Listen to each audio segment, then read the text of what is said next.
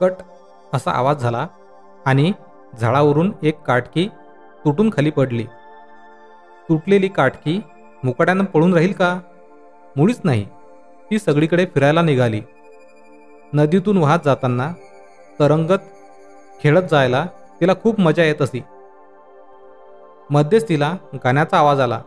तिने वर पाहिलं तर कोकिळा गात होती. गाणं ऐकण्यात काटकी अगदी रंगून गेली. तिला कोकिळीचं कौतुक करायचं होतं, पण तिला बोलता येत नव्हतं. पुढे गेल्यावर आपलं खाणं गोळा करीत असलेली खरुतही तिला दिसली. काटकीला तिला सांगायचं होतं की माझ्याकडे पण दाणे जमवायची छान युक्ती आहे, पण ती गप्प बसली. एका काटकीवर कोण विश्वास ठेवणार? आणखी थोडं पुढे गेल्यावर तिला एक बेंडूक भेटला. बेंडूक मामा कविता लिहत बसला होता. तिलाही त्याच्या कवितेत 2-4 ओळी लिहून त्याला मदत करायची होती, पण ते कसं करणार? जवळच्या एका झाडावर तिला एक गुलाबाचं फूल दिसलं. तिला फुलाला सांगायचं होतं, तू किती सुंदर आहेस, पण तिला आपल्या मनातलं फुलाला काही सांगता आलं नाही. दुःखी होऊन काटकी धडपडत आपल्या घराकडे निघाली. घरी आल्यावर तिनं मागे वळून पाहिलं तर काय, अरे वा, चालता चालता मातीवर एक छान रेघ उठली होती. काटकी ते पाहून फारच खुश झाली. तिनं आणखी थोड्या रेघा काढल्या आणि त्याचं चित्र होऊ लागलं.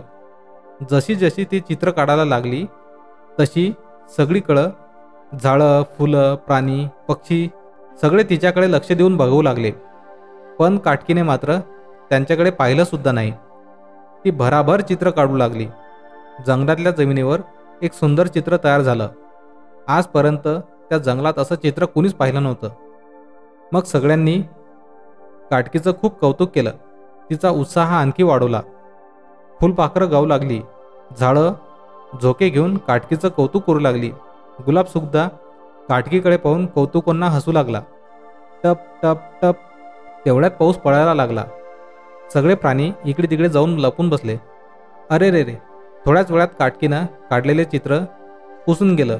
पण काटकीला त्याबद्दल मुळीच वाईट वाटलं नाही.